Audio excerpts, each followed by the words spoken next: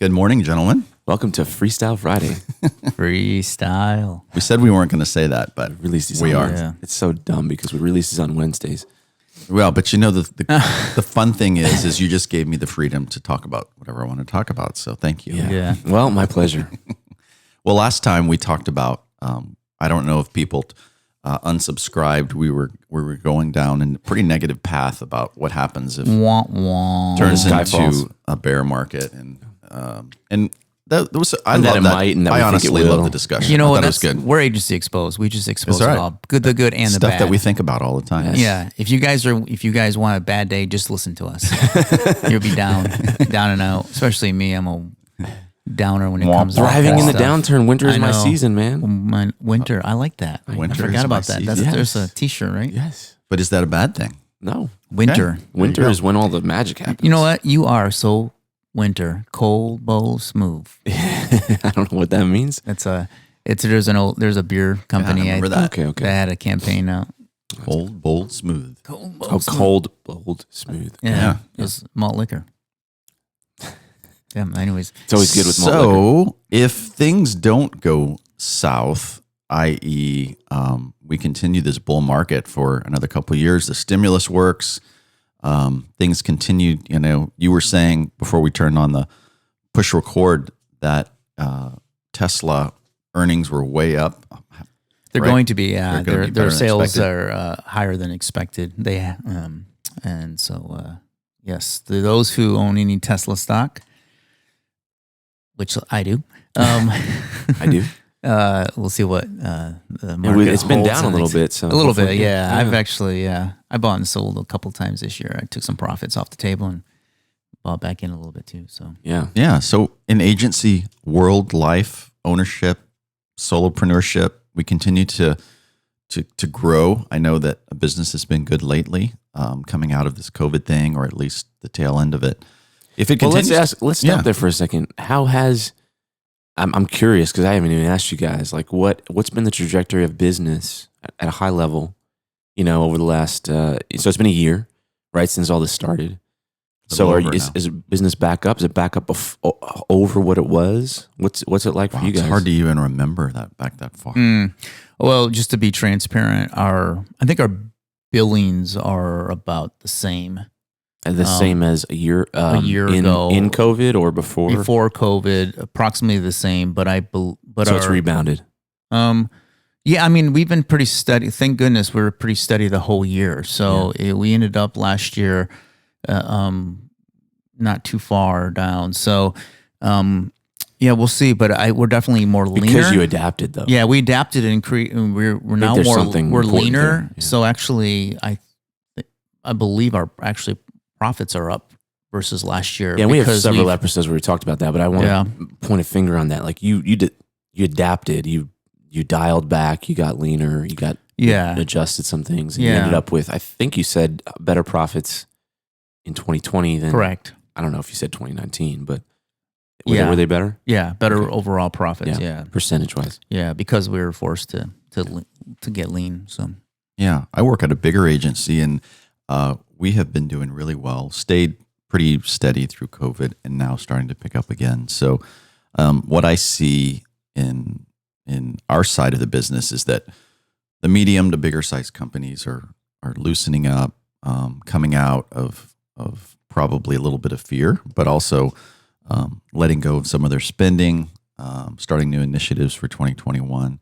So overall, pretty steady. I don't know if I would say exactly the same before COVID, but I would say in the next few months, probably get there pretty quickly.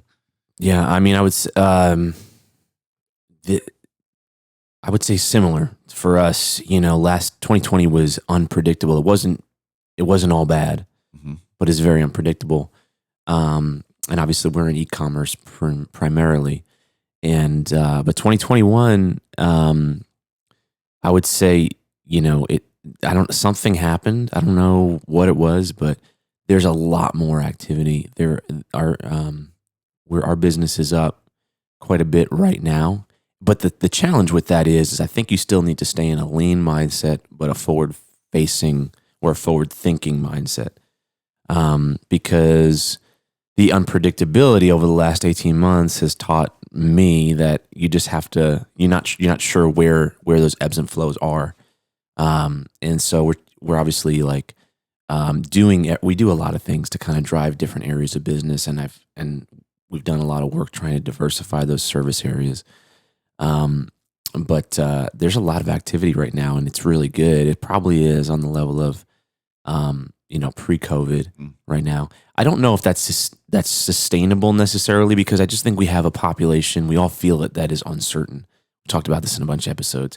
I think that bleeds down to businesses and business owners, no matter how big the corporation is, because those are still human beings. And so I'm not sure that's a trajectory that won't have ups and downs in it. But yeah, 2021 so far has been very active. Do you think that within 2021 that we're going to actually call COVID post-COVID? Like, do you think by the fall we'll be like, I feel like people are still saying that, or already saying that. Yeah, are they? You feel that? I've heard that a lot. I think by the end of the year, everybody will I just don't think. I don't think it is post-COVID. I don't think it is yet. Yeah. But I've heard that. I think by summer we'll start to see. I think it's once the numbers start to go down even further and drop dramatically. So, and the vaccine seems like it's starting to become readily available. You know what I think? What's that? I think that the numbers are not going to matter because I think that we're in a new kind of way of life. Yeah. Mm-hmm. And I don't know what you guys think, but do you think it's just going to snap back to the old way of life? Like, I know a lot of big businesses that are like, we're not going back to the old way of life.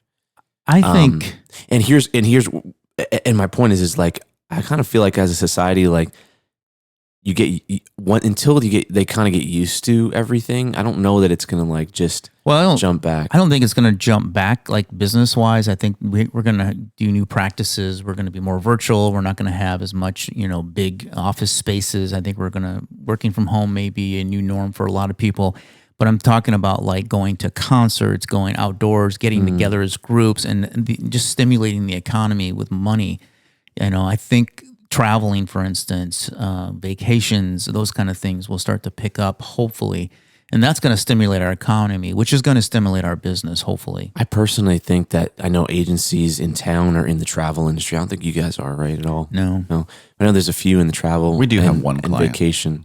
Yeah, there's some that focus there. But honestly, like those marketers, because I think people, I think there's going to be a psychological challenge of getting back to doing some of those things because people have been traumatized, even if you're not afraid of getting sick and I think there's this like uncomfortability with travel to some degree because of the traumatization of the last 18 months. Right. And I wonder if, I personally think that the agencies in those arenas, they lead the charge on helping the population get back to that type of stuff. I think they've got a really, really important job on their hands because it's going to take the marketing to pull people back into feeling comfortable going to concerts and going on planes. I know that like there's a portion of people that are, but I think as a population, I would venture to say that people aren't fully comfortable getting on planes and going into we're still crowded buildings, even if still. they're safe. Right? I think there will be one leading indicator that the economy is about ready to go back, and it's not going to be a financial metric. I think it's going to be the mask metric.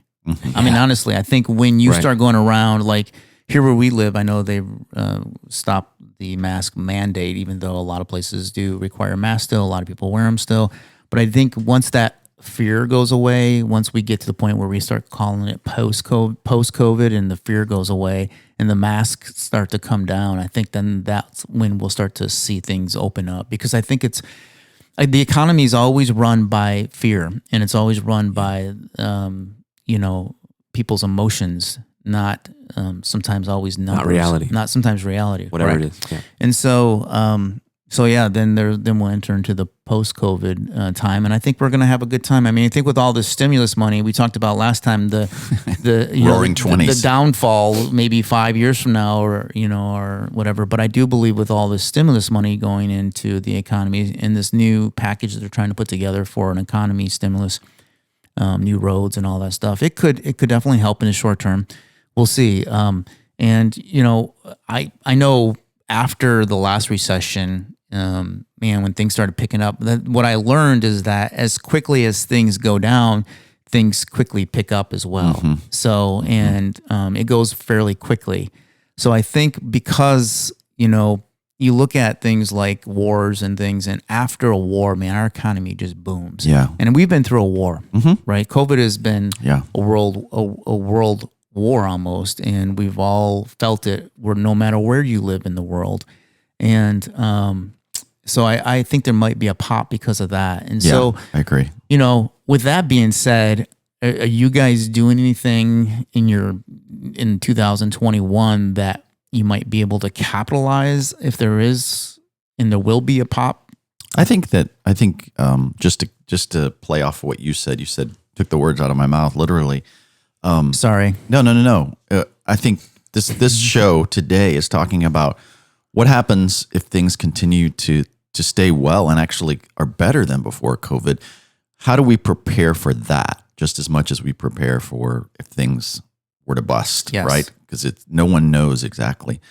But I do think, just to camp on this for a second, for those who have eyes to see, and I'm not saying that in a philosophical way, I'm just saying from a business perspective, what you just said is really, really important. And it's important for us who are involved in marketing and agency life to really go back and do some history, study history, and see anytime that there was either an urgency, a war, pandemic, new technology, society's benefited from that in ways that, for those who have eyes to see it, really benefit from it. So, for instance, what we've experienced, like you said, is a war. So after World War II, the 50s, the 60s, the late 40s, 50s, 60s, was a time of unprecedented growth and prosperity for America. Going all the way back to the printing press, what happened there. You could even argue what happened after the great flu pandemic of the 1917, 18, 19, the Roaring 20s. But I would even say under President Kennedy, when he said, we're going to go to the moon, and I don't care if it sounds impossible, we're going to do it, right? So they did something that everyone said, there's no way that we're going to go to the moon. And out of that technology, all of that moon technology came so many inventions and spurred on investments, and so many things came out of that. COVID was the same thing, right? Like, to create that vaccine in less than a year with the technology that they used. I was reading something recently that says that technology, mRNA, was revolutionary. It's going to revolutionize the biomedical world of things they can do with that. And I think too, people being forced online, I think it's cemented e-commerce into the psyche of the world, that we all have been fighting and on the bleeding edge of that, trying to say, this is coming, you need to do it. You convince, I don't think we're going to have to convince anyone to get on board with digital marketing and e-commerce moving forward. Yeah. The way that people have moved outside of cities now because they can work from anywhere, and that's actually a viable option. So all of those things, I think we have a lot to be hopeful about, because I think all of these things are going to play into the way that we do business, the way money is invested, new technology, et cetera. So let's use that as a platform. Yeah. What if things stay and continue to grow for the next 3, 4, 5, 10 years? Should we prepare for that in any way? And what does that even mean? Yeah, I mean, I think that you need to prepare for it. Listen to the last episode. And as things are good, get your finances foundation right. I think that all the things that you said are really exciting. I think for agencies and for any businesses, I think it brings new competition too. Right. So I think it's important to stay on your A game and do that really, really well. But I'd also say, the if is a big one. And I think in all likelihood, it will continue to grow. And then obviously at some point it's going to pull back. But you don't know when that happens. And so, I don't know. I believe in the philosophy of make hay while the sun shines, and not in an opportunistic way, not in a way that hurts other people. But when you find something that's working and business is thriving, or life is thriving, whatever stage you're in, I think you need to. I think it's wise to pull as much out of that as you can, or make as much with that as you can. Like use that to make a really big impact, depending on what you're doing. But do that really, really well, and do it with your full heart, because it won't always be like that. So I guess the big point is I think a lot of people, especially in business, I see they just kind of are around for the ride. And so when things are good, it's like, great, things are a little better, and let's take a break. Take a vacation. Let's take a break, or let's spend more for no reason. You start to lose a little bit of discipline.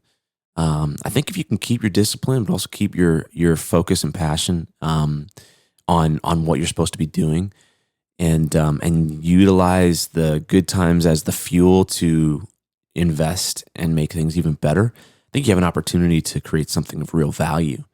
But I think if you're complacent or not aware, then it could just you could fly by, and you may not even realize what you were in until you were past it. That's right. And I think that happens a lot. I mean, I think we saw that in 2008. I think we see that in 2020 was like that. Right. No one expected it, right? And things were, quote, quote, really good. I actually don't think they were really good before that. But from a numbers standpoint, things were, really good with the economy.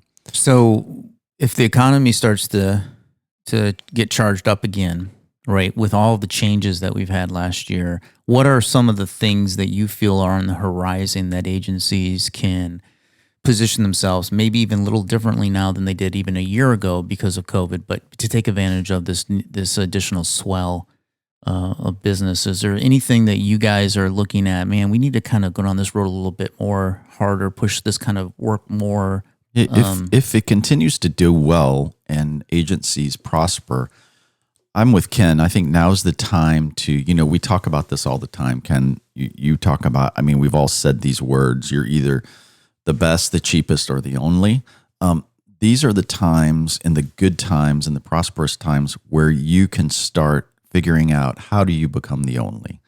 Because you'll have the resources, the time, the money, and the technology available at your fingertips to potentially figure that out. And I think now's the time to do that when things are good, or as they continue to be good, if that's what happens. And I don't know that they are good yet, but Right. I think we're talking like, okay, let's say if it goes that way. it's trending that way, because I know a lot of people are struggling, and I know, it's still shaky. There's always a lag indicator to our economy. So, for instance, next fall, right, during the holiday season and stuff, that's where it's going to really show off, right, whether or not how we're doing with the spending. And we won't really know those numbers until like next January, to February, to really see what the economy is looking like. But I think by you might summer, know this, but what are the job numbers right now? Like, they're still not good, right? Like the unemployment percentage I is don't know still what the pretty recent. high. I think there's some reports. I think today some of those reports came out for the week, but I'm Actually, not sure. I thought they were better, the last one, but I could be wrong. Yeah, I'm assuming they're going to be better as time goes on. As far My point as is they're gradually getting better, but Yeah. there's still high unemployment. There's still a bunch of residual effects of this, and it's not necessarily gone. But it's kind of skewed too, on some sense, Oh, for sure. because there's been so much extra money put into unemployment that there hasn't been a huge incentive Yes, I agree with that. for people to get off unemployment. And 100%. I'm not saying that in a negative way. I'm just saying that there's not been a huge push, and there hasn't been the jobs available necessarily. But So everything's going to look up from being down with COVID, but you have to almost have to compare a pre-COVID numbers Yes. to what the economy when it was in 2000, what was like in 2019, right? Right. And what it is now, or what it is when we rebound. stock market is actually better, right? Yeah, the stock market is. Yeah, it was unbelievable this know year. why. This past year, Yeah, unbelievable. and it's you asked what I'm focusing on. I think it's important in the good times to innovate for the future. And I know, Bob, you talk about all the time, like, agencies need to be media companies. I think a few cool things are happening. Obviously, all this is coinciding with all the, digital marketing, foundational changes, data, privacy, all that kind of stuff. That seems, a lot of people are, kind of freaking out about it. But I do think that places a position for agencies who are really good at doing what they do, which is let's be honest. I mean, we talked a few episodes ago about some of the challenges that people have with marketers and marketing in general, advertising in general, the consumer population. But the flip side of that is agencies and marketers are at the forefront of like driving the economy, right? Like getting someone to buy something is an art and necessary. If that doesn't exist, the economy doesn't work, right? So I think that as the population goes back and as all the digital marketing has changed, I believe there's a coming and current new opportunity for agencies to step up and get even better and really good at like truly advertising, rather than tweaking targeting settings in Facebook, creating really great ads that actually move people to take action. And that action might be to buy something, that action may be to go on vacation, that action may be all those different things. But I think that I think advertising itself has to come back a little bit for a bunch of different reasons. I think it's smart to start investing into that and start, getting better at that. If that's kind of not been something that you focused on. I also think that I think that it's important to diversify your business revenue streams. I think you're right. Telling good stories. We talked about this is like being good storytellers, learning how to do that. Things that Brad and I have talked about in the past too is just like going back to the old school and learning like what's the psychology of a pitch and how do you get people to motivate? Because I think the days of turning knobs and pushing buttons are coming to an end. I can't tell you how many meetings I've been in lately where clients are really frustrated that they can't get accurate attribution, especially when they have a big MarTech or marketing stack of software. It's getting harder and harder because of what Google's doing, Facebook's doing. And at the end of the day, what you're going to be seeing is those companies going, you know what? I'm going to pull this money back and put it somewhere else. So I think one of the things that we can do is be prepared to say, well, here's where you can put that money into telling good stories, into more accurate attribution, maybe of some other platforms, et cetera. Going to the attribution thing, this year, I know, one thing that this is kind of more of a nerd tip, but one thing that have to look at is it's harder and harder with all these privacy things to track and to really see. So you really have to create a narrative around what happened. And so it's this kind of storytelling approach to selling clients or giving them of how their money was spent and the value that came out of it, not just numbers that you get from your analytics, but also, there's a lot more going on if you can look at the story and it tells itself, right? But you have to put that story to paper and put it out in a present that to your clients in a way that shows that they're actually their ROAS is not just a number in analytics, but there's a lot more to that.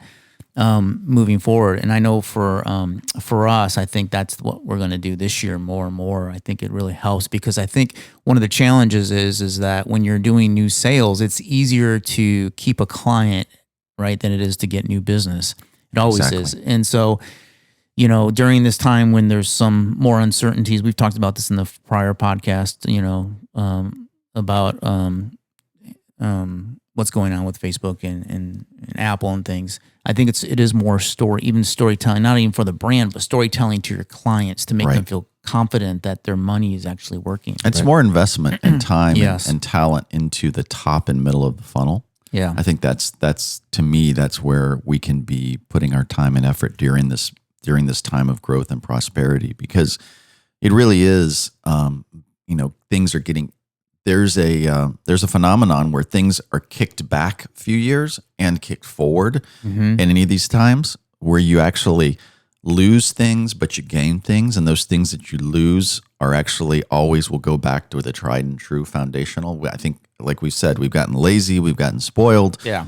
But the good thing is, as things continue to prosper and grow, there will be new technologies that come out. But in the meantime, we can be learning and relying on these tried and true things that, again, I keep saying this, is look at the successful companies right now, the big ones that are killing it. The Netflix, the Disney Pluses, the streaming technology, the big podcasters, they're telling long form stories that engage people around challenging their mind, engaging their mind, getting them to want to sit there and watch a story for hours and hours and hours. And I think we can learn from that. What would you guys invest in inside of your business? What area of your business in if things are really, really, really good right now? Like what do you start putting your New business development. innovation into? New business development. Yeah. And sharpening some of your unique value propositions. Dig into new business development for a second. Do you have any thoughts on where in new business development? Like what are the leverage points in your mind that you'd start investing into?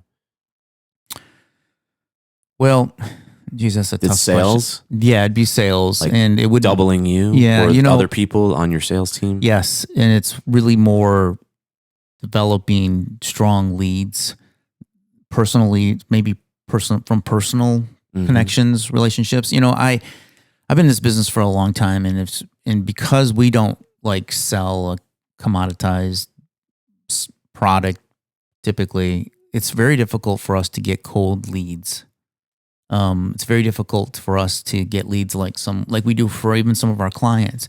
What we found is that relationships are the best way to acquire new business. It's current clients that are willing to give you some recommendations or to recommend you to other companies, or somebody that that knows somebody that needs an agency. And so it's really just being out there, getting a lot of coffees, doing a lot of little intros, and putting a lot more energy in that area for us personally. So Yeah. that's where I would want to spend even more time. And we're a small agency, and what I've found is that I have to be fairly involved in that process. I would say to most make it to have that's it. true with Yeah. probably most agencies. Yeah. Even even the big ones, I know the key stakeholders are involved in that process quite Yeah. a bit, right? So for me, it's like I almost feel a little bit like, because we've been so lean, and I feel like I'm like Tim Cook that has to go to the Apple store and be an Apple genius at the store. You know what I'm saying? Yeah. It's like I have to roll up my sleeves and really get down and do something and work. But I do believe that by summer, I'm going to have to switch that role that I put myself back into a different role again. And then at that point, that's when things are going to pivot for me. And that's when I start to have confidence that things are, not going to go the opposite Right. way. They're going to go, a forward and trajectory. I think that's one of the mental challenges, by the way, is when you've been hurt or something's happened, is you're in a protective stance, Yeah. and switching that, Yeah. and not fearing it's going to happen again, so not hesitating and not slowing your decision making. Yeah. I focus so much mental energy on trying to condition myself to be able to make quick decisions despite shocks or Yeah. things that have happened in the Yeah. past that would kind of counteract that. My concern a little bit for myself is that I feel like a little bit like we're kind of down in a bunker, and the shelling's been stopped for months, and we don't even know. Yeah, we don't know if anyone's out there and anymore. so instead of getting out and growth and building and stuff and putting some resources and financial resources into growth instead of the retractment, I think that's the key for us. I think we're just about there, but still feel a little on the fence. Like I can kind of hear shelling in the distance still. Yeah, no, I agree. That is a hard one, and really, ultimately, it just takes gut because no one knows. Yeah, but You know, is that even the wrong thing? Is it even wrong to be in? Maybe I should be out in the field not unless it's running the wrong in- thing. just running straight forward. I don't know. I think that's the challenge of being the leader, though, right? Like you have to be able to know that sense of decision making and lead the people out when it's the right time, Yeah. and lead the people in for protection Yeah. when it's the right time. Well, that's what that's kind of the fear and the scars of the 2008 is that if I want to be prepared as well. So if you get out of the bunker and start spending a lot of resources and money and for growth, and growth doesn't come because of the economy, then the resources you spend for growth are short term. I mean, if you're going to spend money to grow your business, if it doesn't have return in a year, that money kind of is lost because things change in 2 or 3 years. So it is an investment, right, in your business when you decide to grow or take advantage of a good economy. You have to actually invest to to ride the economy. So that's good. That's good. How about you, Bob? I think I would invest in R&D from the. I'm going to contradict myself now, but I think it's really important. Is from the measurement and the conversion rate optimization side, and from the attribution side. I think that's going to continue to be the main thing that people struggle with, and the reason they hire agencies is they want authorities, they want professionals, and specifically in not turning ads on and off, because they can do that. It's how do I get a better rate? How do I optimize that? And how do I make money in this new world that I've not put a high priority in, meaning e-commerce? Now, some people might be listening and be like, they don't run ads. They might be doing sites. They might be creating ads. They might be managing campaigns, but it's still all connected. It's all connected. Anything that you can position yourself as a leader, as an authority in, and that's hard when you are maybe just doing creative. If you're listening to this and you're like, I'm not on the technical e-commerce side, I'm more on the creative advertising side, I would say where I would invest the money in is like we keep talking about, is produce media. Don't just sell it. Don't just make ads, but actually create. See yourself as a producer. See yourself as, Ken, you guys do a really good job at that. Is that when it's all said and done, do I have a body of work that I can sell to clients, that I can sell for myself, that I can have control of, to actually be the producers of that media and the creators and owners of that media? I don't know if we do a good job of that, but we spend a lot of time trying that. And Well, I mean, you guys now have courses, you have content that really is uniquely your own brand that you can own, and it's not spending your days all day creating someone else's media. And I think that's really important. I think that's important for agencies, whatever it is. I think for different agencies, it's different, right? So it's not always content for different agencies, but I think at the top level, I think investing in diversifying revenue streams is the most important thing. Yes. At least from what I would invest in. Figuring out what that is for you as an agency. It may look different. Right. It may not be producing media, but diversifying that's a good way to say it, diversifying your income stream in good times, because you can do that research and development to figure out and try things. I think it's so easy. We fell into this for years to say, this thing is working. It's like, we're doing this one thing and it's making money, and we're able to sell it at the right price. And, it's good.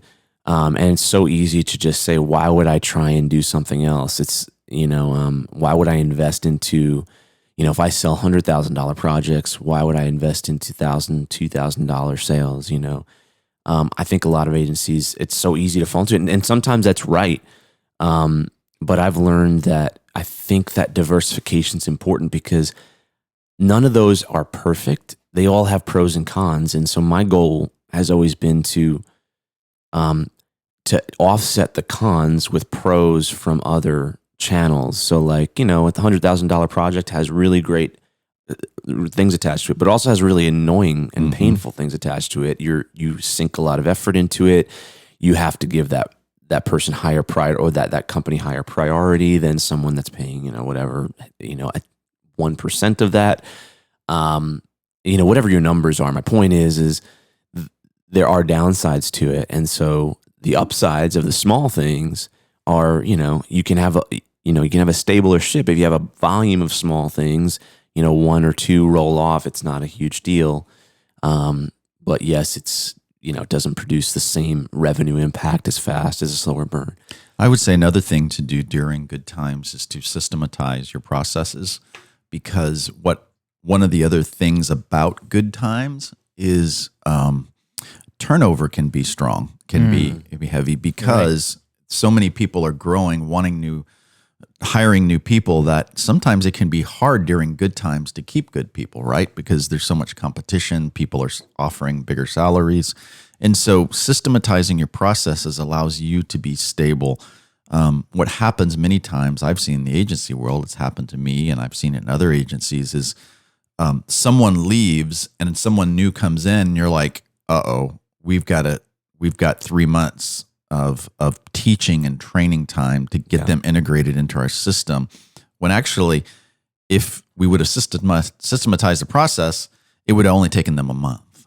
So I think in good times, it's a good time to invest in that, whatever that looks like for you, whether it's documenting, writing, developing software, tools, whatever it may be. I think the step back from systematizing, because I believe in that 100 million%, is just trying to figure out where you can leverage scale in your agency. Because systematizing is one area of scale, right? Like you can scale people if they know how to slot in and they've got a clear documented process.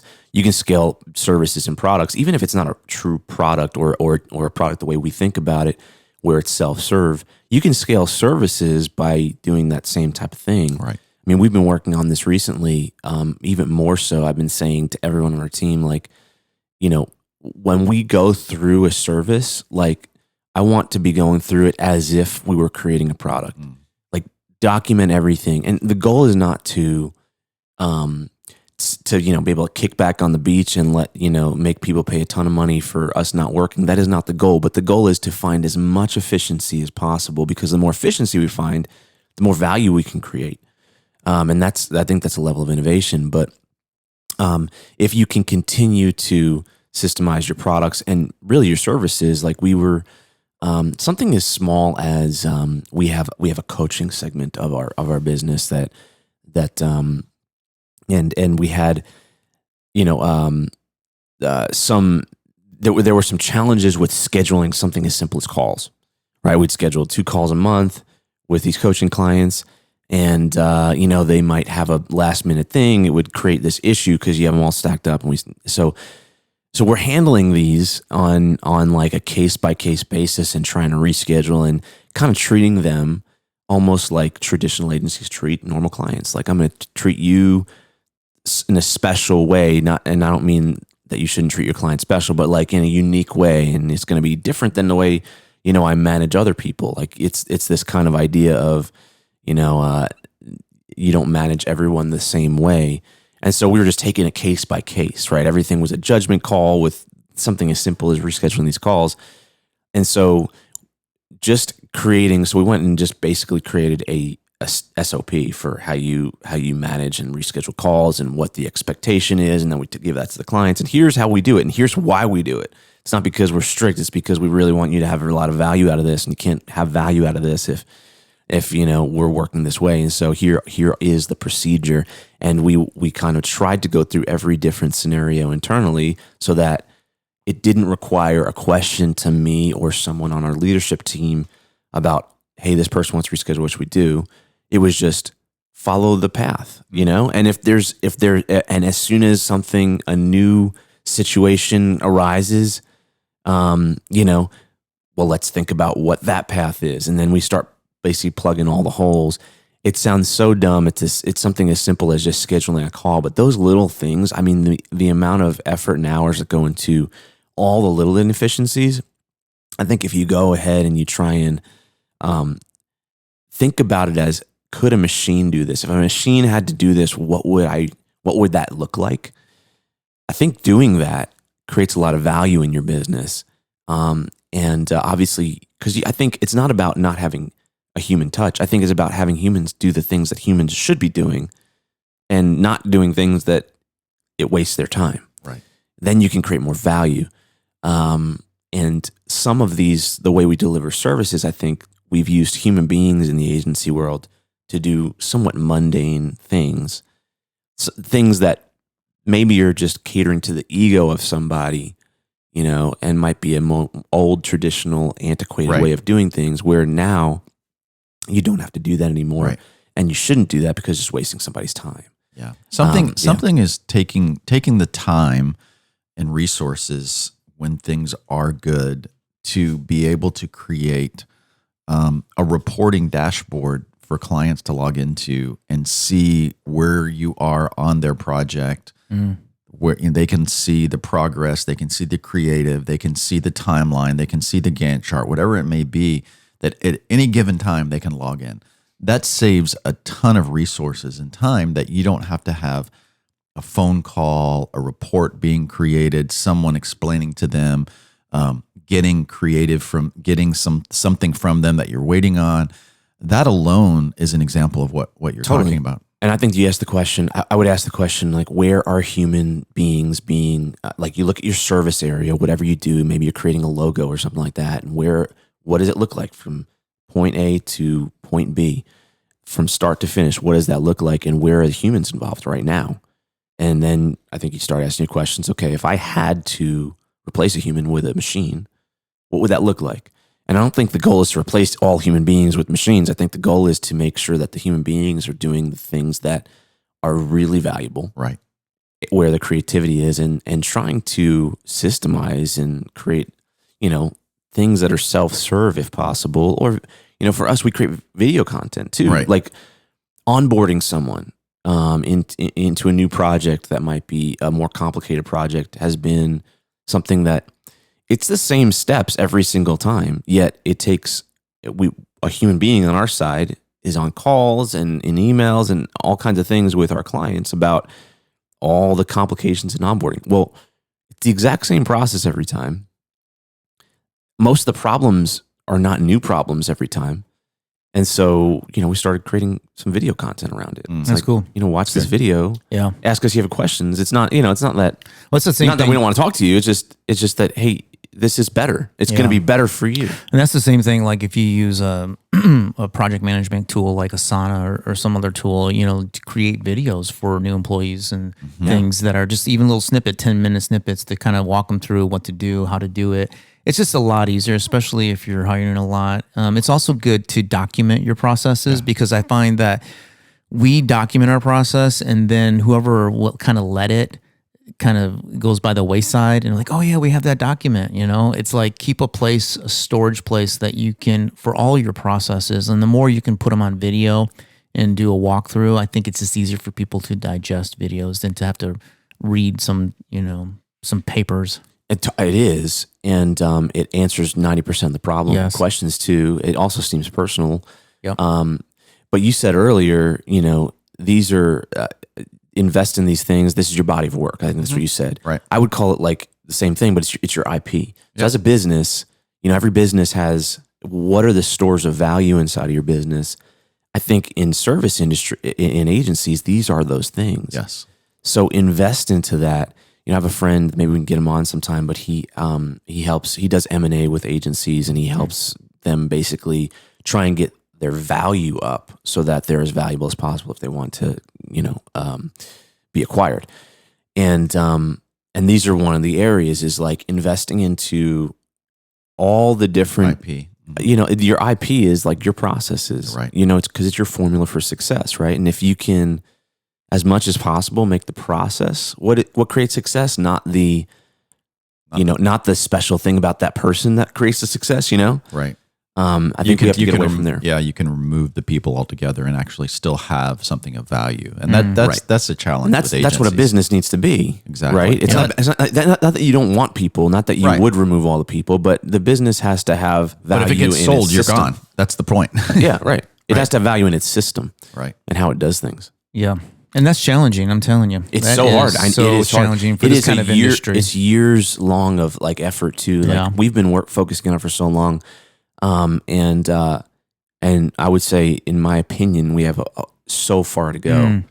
Yeah. I think that's an interesting mindset because I think as a business owner, someone who runs a business, if you can have a mindset that everything you do in business, how does it add to the store of value without you being there? Yes. Like for instance, if you were removed from the picture, right? Or a few top people were, let's say all your top brass was removed, does the company still have value? Right? Or do you only have those clients because you're there or somebody else is there and that's the relationship. And so what is that extra store of value? And we were kind of last year, about a year and a half ago now, we were approached by a group that was looking to acquire a business, and I think we were the right fit for them. But that was a lot of questions like that came up, because they wanted a buyout. They wanted me to be there for a few years and then leave, and so they wanted to scale, and me help them scale, but they wanted that store of value. Yeah. And what was that and at this point, a lot of agencies, their store of value is the clientele, right? Their portfolio. And, but is that portfolio, is that client there just because of one person in the agency, or would they, if that person left, would that client still stick around? Right. And I would say the easy way to start doing that, maybe I've said it already, is when you're doing a service that you do all the time, whoever on your team does it, you document it. Yeah. And you put that in a folder. And then every time you do that, you pick up that document, you walk through what you did before, and you adjust it and you make it even better. That's one way to do it. The second way is there's all these, in agencies, there's a ton of judgment calls. Like, what do we do here? Like this, this situation happens. Like, what should we do? Oh, they want to reschedule the call. What do we do? There's a million judgment calls, right? I would say 80% of those probably don't need to be judgment calls. So what we've tried to start doing is like saying, okay, look, if you, whoever you are on our team, like don't know how to handle this, and you're asking whoever else, like the person, and maybe it's me or somebody else on our team, like what they should do. Let's walk through my thinking. Like here's the thought process I'm going through to make the decision that I'm going to suggest to you, and let's create a procedure around that. Like, here's why, and here's what we do. And so then you start to like take away. If you can start to eliminate judgment calls, I think that's a massive part of our agencies. One of the things that we had Chris Picario, who's a CPA that works with us. Savant. He's the savant of CPA and world. Every time I'm with him, he's always like, your process runs your business, and people and people run the processes. And so I think that's part of the store of value, when you create an engine that's run by processes, and anyone can fill in the slot and manage the processes because they have a distinctive process. Then I think that adds value for sure. One of the things that I think, a few things that I want to take away from today is that we've talked about is, for me personally, is focusing on when do I get out of the bunker and start to invest into the business, instead of retracting from COVID. Now be more proactive. When does that happen? Take this time opportunity to create some strong processes, right? Expecting growth, expecting the pop and the growth. What was the third thing we talked about? We'll have to listen back. Sorry. There was 3 points that I was going to make. Maybe it was just 2. Maybe that's just 2. Yeah. Oh, no. And then, really, again, we've done this before, and we've talked about this on our podcast, and we've done it in our own agency. But like we've always said, Bob, you just mentioned it early on, you can only be the cheapest, the best, and the only. Yeah. So still continue to focus on if you're going to be the only, focus on that. Right. What makes you the only? And then create some tools even for more transparency of analytics and data, because we know that the future, the clients are really going to need to know that their money has a strong return on investment with you. And so those are some things that I'm taking away. Thanks for summing that up. That's really good. There's 4. No, that's good for me. Yeah, I know. 4, not 2. Well, gentlemen, this has been helpful, and I am believing and hopeful that we will continue to move forward and upward. Absolutely. Yes. No matter what that looks like. We'll look back in the summer and review this podcast and see what the prediction was. Yeah, we'll have a return to it, hopefully. Yes. Awesome. All right, guys, until next time. See you soon. Bye. Bye.